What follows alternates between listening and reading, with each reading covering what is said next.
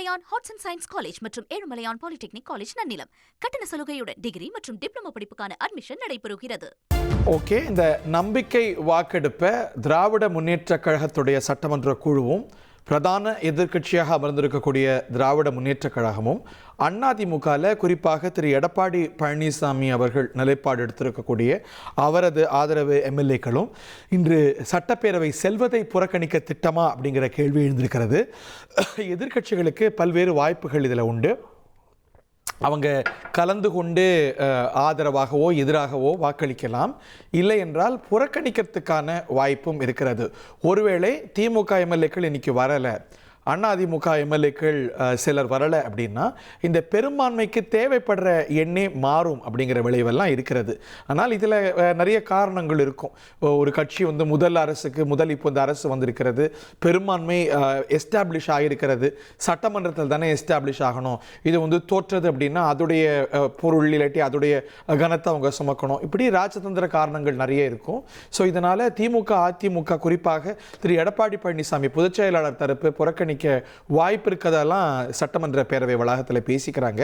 இது பற்றிய விவரங்களோடு தாய்மானவன் நம்மோடு இணைந்திருக்கிறார். தாய்மானவன், இது ஊர்ஜிதமா ரெண்டு பேரும் புறக்கணிக்க போறாங்களா? புறக்கணிப்பு என்றால் அவங்க அவையில வாக்களிக்காம அப்ஸ்டெயின் பண்றாங்களா, இல்ல அவைக்கே வராம இருக்க போறாங்களா? தமிழக சட்டப்பேரவையில இன்று பெரும்பான்மையை நிரூபிக்கும் முனைப்புல முதலமைச்சர் விஜய் தலைமையிலான அரசு முடிவு செய்திருக்கிறாங்க. சிக்கலே இல்லாம பெரும்பான்மையை நிரூபிக்கக்கூடிய வகையில முதலமைச்சர் விஜய் தரப்புல தயாராகி இருப்பதாக தகவல்கள் இருக்கிறது. காரணம் என்ன அப்படின்னா, எதிர்கட்சிகள் குறிப்பாக திமுக மற்றும் அதிமுக இபிஎஸ் ஆதரவு எம்எல்ஏக்கள் இன்று நடைபெறக்கூடிய அந்த புளோர் டெஸ்ட் பெரும்பான்மை நிரூபிக்கக்கூடிய அந்த நிகழ்வுல பங்கேற்க போவதில்லை, சட்டமன்றத்தை புறக்கணிக்க இருப்பதாக தகவல்கள் இருக்கக்கூடிய நிலையில மிக எளிதாகவே பெரும்பான்மையை நிரூபிக்கக்கூடிய ஒரு வாய்ப்பு என்பது விஜய் அவர்களுக்கு ஏற்பட்டிருக்கிறது. தமிழக சட்டப்பேரவையில இன்று தமிழக முதலமைச்சர் விஜய் தலைமையிலான அமைச்சரவை மீது நம்பிக்கை கோரக்கூடிய தீர்மானம் என்பது முதலாவதாக நடைபெற இருக்கிறது.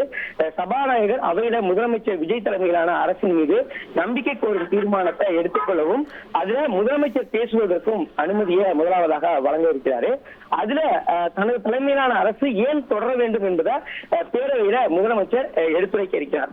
அரசு மீது நம்பிக்கை கோரி பேசிய பிறகு எதிர்கட்சி தலைவருக்கு அவர் விருப்பத்தின் அடிப்படையில கேட்டுக்கொள்ளக்கூடிய பட்சத்தில் அதற்கு பேசுவதற்கு வாய்ப்புகள் என்பது வழங்கப்படும். சபாநாயகர் அதனை அனுபவிப்பார். அப்படி எதிர்கட்சி தலைவர்கள் இல்லாத பட்சத்துல தொடர்ந்து தீர்மானம் என்பது வாக்கெடுப்புக்கு விடப்படும். சபாநாயகர் அந்த தீர்மானத்தை குரல் வாக்கெடுப்புக்கு முதலாவதாக விடுவார். குறிப்பாக சட்டமன்றத்துல ஆளுங்கட்சியாக இருக்கக்கூடியவர்கள் பெரும்பான்மையை நிரூபிக்க முடியாத ஒரு சூழல் ஏற்படக்கூடிய பட்சத்தை தான் எதிர்கட்சிகள் தாமாக முன்வந்து டிவிஷன் முறையில எண்ணிக்கணிக்கும் முறைக்கு வாக்கெடுப்பை நடத்த வேண்டும் என்பதை கோருவாங்க. ஒருவேளை பெரும்பான்மை நிரூபிக்க முடியும் என்ற ஒரு எண்ணம் எதிர்கட்சிகளுக்கு இருக்கக்கூடிய பட்சத்துல குரல் வாக்கெடுப்பே போதுமானது என்பதை சபாநாயகர்கிட்ட தெரிவிப்பாங்க. அந்த வகையில சில எதிர்கட்சிகள் எதிர்நிலைப்பாடு எடுத்தால் மட்டும்தான் இந்த முறை பார்த்தோம் என்றால் பெரும்பான்மையை விட குறைவாக இருக்கக்கூடிய தோன்றக்கூடிய பட்சத்தில் தான் எதிர்கட்சிகள் இந்த டிவிஷன் முறையில எண்ணிக்கணிக்கும் முறைதான் வேண்டும் என வலியுறுத்துவதற்கான வாய்ப்புகள் இருக்கிறது. 3 மணியோசைகள் ஒலிக்கப்படும். அப்போது சட்டமன்ற உறுப்பினர்கள் யாரேனும் வெளியே சென்றிருந்தால் அவர்கள் உள்ளே வர வேண்டும். பின்னர் கதவுகள் முழுமையாக அடைக்கப்பட்டு அதன் பிறகாக தேவைப்படக்கூடிய பட்சத்தில் தான் அந்த டிவிஷன் முறை என்பது பின்பற்றப்படும். 6 டிவிஷன்கள்ல அதாவது தாய்மானவன் நம்ம உள்வாங்கிக்கணும் அப்படின்னா ஃபர்ஸ்ட் கோர்ஸ் என்பது குரல் வாக்கெடுப்பு தான். ஏன்னா நம்ம நிறைய கண்டெஸ்டட் லெஜிஸ்லேச்சர்ஸில் பார்த்துருக்கோம், நிறைய லெஜிஸ்லேட்டிவ் ஆக்ஷன்ஸில் பார்த்துருக்கோம், தீர்மானங்களில் மசோதாக்களில் பார்த்துருக்கோம். எதிர்கட்சிகள் கோரும் பட்சத்தில் தான் டிவிஷனுக்கு சபாநாயகர் உத்தரவிடுவார்.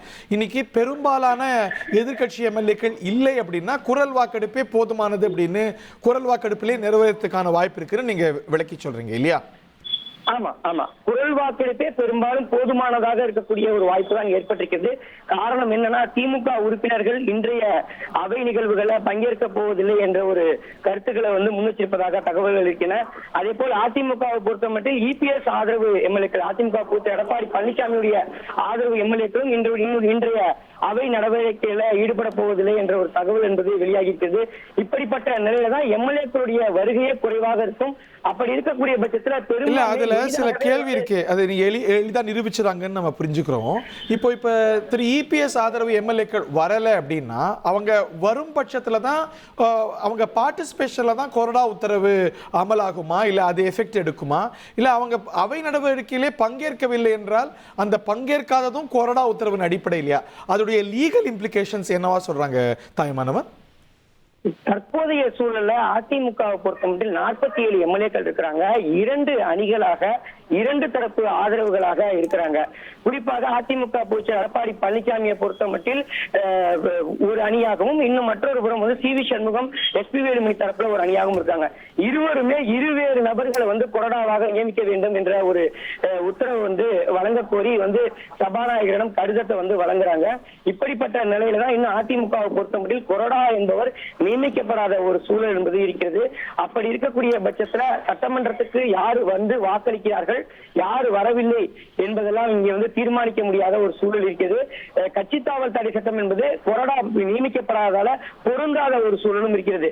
இதை முன்னிறுத்தி தான் வந்து C V Shanmugam, SP Velumani தரப்பு ஆதரவு எம்எல்ஏக்கள் அனைவருமே வந்து இன்றைய தினம் தாவேகாவுக்கு, அதாவது தமிழக வெற்றி கழகத்திற்கும் அதேபோல் முதலமைச்சர் விஜய் அவர்களுக்கு ஆதரவு தெரிவித்து இன்று இந்த நம்பிக்கை வாக்கெடுப்புல வாக்களிக்க தயாரா இருக்கிறாங்க. அப்படி அவர்கள் வாக்களித்தாலும் கூட கொறடா உத்தரவை மீறி செயல்பட்டதாக கருத்துக்களை எடுக்க முடியாது.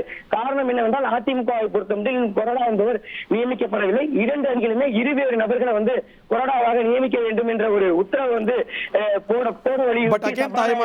அதுல நிறைய கிரே ஏரியாஸ் இருக்கிறத நம்ம பார்க்கின்றோம். ஏன்னா மகாராஷ்டிரா கேஸ்ல பார்க்கும்பொழுது உச்ச நீதிமன்றம் என்ன சொல்லியிருக்கிறது, பொலிட்டிக்கல் பார்ட்டி அப்பாயிண்ட் பண்றவர் தான் கொறடா, லெஜிஸ்லேட்டிவ் மெஜாரிட்டி இருக்கக்கூடிய யூனிட் அப்பாயிண்ட் பண்றத கொறடாவா அங்கீகரிக்க முடியாது அப்படின்னு நிறைய கேள்வி இருக்கு. மகாராஷ்டிரா கேஸ்ல தெளிவா உச்ச நீதிமன்றம் சொல்லியிருப்பது என்பது பொலிட்டிக்கல் பார்ட்டியோடைய பிரெஃபரன்ஸ் தான் கொறடா அப்படின்னு. நீங்க சொல்வது போல கொறடா அங்கீகரிக்கப்பட்டிருக்கிறாங்களா, அங்கீகரிக்கப்பட்ட கொறடாவுடைய உத்தரவுக்கு தான் எஃபெக்ட் இருக்கா, அப்பதான் ஆன்டி டிஃபெக்ஷன் லா இருக்கா அப்படிங்கிற கேள்வி இருக்கு. அவங்க வராத பட்சத்தில் அது வந்து அதுக்கான காரணம் என்ன, அதுல ஒரு ராஜதந்திரம் இருக்கும் அப்படின்னு நம்ம புரிந்து கொள்ள முடிகிறது.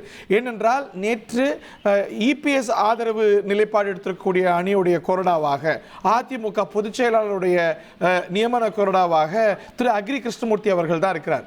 நேற்று பத்திரிகையாளர்கள் சட்டமன்ற வளாகத்திலே கேட்கும்போது நாங்க எதிராக வாக்களிக்கிறோம் அப்படின்னு சொன்னாங்க. நேற்று அதை பிரகடனமும் படுத்தினாங்க. அப்படி சொன்னவங்க இன்னைக்கு வர மாட்டாங்க அப்படின்னா, வர்றாங்களா வரலையா அப்படிங்கிறத ஒரு 8-8:30 மணிக்கு நம்ம பார்த்துருவோம். பட் வரலை என்றால் அதற்கான ராஜதந்திர காரணம் என்னன்னு சொல்றாங்க. இல்ல, அதிமுகவை பொறுத்த மட்டில் பார்த்தோம் என்றால் 2 அணிகளாக இருப்பதால ஒருவர் ஒரு சார்பா தாவேகாவுக்கு ஆதரவு நிலைப்பாடு இருக்கிறாங்க. நேற்றைய தினம் நீங்கள் குறிப்பிட்டது போல அதிமுக பொதுச் செயலாளர் எடப்பாடி பழனிசாமி தலைமையில கொறடாவாக நியமிக்கப்பட்டிருக்கக்கூடிய அக்ரி கிருஷ்ணமூர்த்தி நேற்று ஒரு கருத்தை முன்வைக்கிறாரு. என்னன்னா, நாங்கள் எதிர்நிலைப்பாடு எடுப்போம், ஆளும் அரசுக்கு எதிரான நிலைப்பாடு எடுப்போம் அப்படின்றத வந்து முன்வைக்கிறாரு. இப்படிப்பட்ட நிலையில அதிமுக எடப்பாடி பழனிசாமி தலைமையிலான எம்எல்ஏக்கள் இன்றைய தினம் இந்த சட்டப்பேரவை கூட்டத்தை வந்து புறக்கணிக்கக்கூடிய பட்சத்துல அடுத்த கட்டமாக அந்த கொறடா உத்தரவு என்பது யாரு வந்து சட்டப்பேரவையில அதிமுகவுடைய அதிகாரப்பூர்வமாக கொறடாவாக நியமிக்கப்படுகிறார் என்ற ஒரு கேள்வி இருக்கிறது. நியமனம் அப்படிங்கிறது சட்டப்பேரவை செயலகத்தால அங்கீகரிக்கப்படும் பொழுதுதான் எஃபெக்டுக்கு வருதா? ஆமா ஆமா, சட்டப்பேரவை செயலகத்தின் தரப்புல செயலாளர் அதிமுக கொறடாவாக யாரை நியமிக்கிறாரோ அந்த கொறடாவுடைய உத்தரவை மீறி, அதாவது நியமனம் கட்சியில இருந்து தான் வரும், அங்கீகரிப்பு தான் செயலகம் செய்யும் இல்லையா வழக்கமா? ஆமா, அங்கீகரிப்பு மட்டுமே வந்து செயலகம் செய்யும். செயலாளர் என்ன உத்தரவை பிறப்பிக்கிறார், யாரை வந்து கொறடாவாக நியமிக்கிறார், அப்ரூவல் பண்றார் என்பதை பொறுத்து தான் வந்து அடுத்தடுத்த நகர்வுகள் இருக்கிறது. அப்படி பார்க்கக்கூடிய பட்சத்தில் அதிமுகவுடைய பொதுச் செயலாளர் எடப்பாடி பழனிசாமியுடைய கொறடாவாக தேர்ந்தெடுக்கப்பட்டிருக்கக்கூடிய அக்ரி கிருஷ்ணமூர்த்தியை நியமிக்கிறாரா? ஒருவேளை அக்ரி கிருஷ்ணமூர்த்தியை நியமிக்கக்கூடிய பட்சத்தில் அதிமுக பொதுச் செயலாளர் எடப்பாடி பழனிசாமி ஒரு யுக்தியா எடுக்கிறாங்கன்னா அதுக்கு பின்புலத்துல என்ன சட்ட காரணம் இருக்கு அப்படின்னு சொல்றாங்க, இல்ல அரசியல் காரணம் இருக்கு அப்படின்னு சொல்றாங்க. நேற்று எதிர்நிலை எடுக்க போறோம் அப்படின்னு இருக்காங்க, அதோட பொருள் வந்து எதிராக வாக்களிக்க போறாங்கன்னு புரிஞ்சுக்கிட்டோம். ஆனா இன்னைக்கு அவங்க வரல, ஒருவேளை செய்திகள் வருவது போல அவங்க புறக்கணிக்கிறாங்க அப்படின்னா அந்த புறக்கணிப்புக்கான சட்ட காரணம் என்ன, அரசியல் காரணம் என்ன? புறக்கணிப்பிற்கான சட்ட காரணம், அரசியல் காரணம் என்ன என்பது குறித்து இன்னும் தெளிவான விளக்கத்தை வந்து அதிமுக பொதுச்செயலாளர் எடப்பாடி பழனிசாமி தரப்புல வழங்கல. நேற்று ஒரு நிலைப்பாடு எடுக்கிறாங்க, இன்றைக்கு அதற்கு வேறுபட்ட நிலைப்பாடு எடுக்கிறாங்க. இதற்கு என்ன காரணம் அப்படின்றது ஒரு கேள்விக்குறியா இருக்குது. காரணம், சட்டப்பேரவை செயலர் யாரை வந்து கொறடாவாக அங்கீகரிக்க போகிறார் என்ற ஒரு கேள்வி என்பது எழுந்திருக்கிறது. சட்டப்பேரவை செயலாளர் கொறடாவாக அங்கீகரிப்பை பொறுத்துதான் வந்து இனி வரும் நாட்கள்ல அதிமுகவுடைய அரசியல் நகர்வுகள் இருக்கக்கூடும் என கணிக்கப்படுகிறது. சட்டப்பேரவையில குறிப்பாக எஸ்பி வேலுமணி தரப்புல ஒருவரும், அதிமுக பொதுச்செயலாளர் எடப்பாடி பழனிசாமி தரப்புல இன்னொருவரும் நியமிக்கப்படுறாங்க. குறிப்பாக நீங்கள் சொல்வது போல மகாராஷ்டிரா வழக்கு வேற மேற்கோள் காட்டுறீங்க. அப்படி இருக்கக்கூடிய பட்சத்துல சட்ட வல்லுநர்களுடனான ஆலோசனைக்கு பிறகே வந்து சட்டப்பேரவை செயலர் யாரை நியமிக்க வேண்டும், மன்னிக்கவும் யாரை அங்கீகரிக்க வேண்டும் என்ற ஒரு நிலைப்பாடை எடுக்க இருப்பதாக தகவல்கள் இருக்கின்றன. எனவேதான் இதை நோக்கித்தான் அதிமுகவுடைய அரசியல் நகர்வுகளும் இருக்கிறது. Ezhumalaiyan arts and science college மற்றும் ஏழுமலையான் பாலிடெக்னிக் காலேஜ் நன்னிலம் கட்டண சலுகையுடன் டிகிரி மற்றும் டிப்ளமோ படிப்புக்கான அட்மிஷன் நடைபெறுகிறது.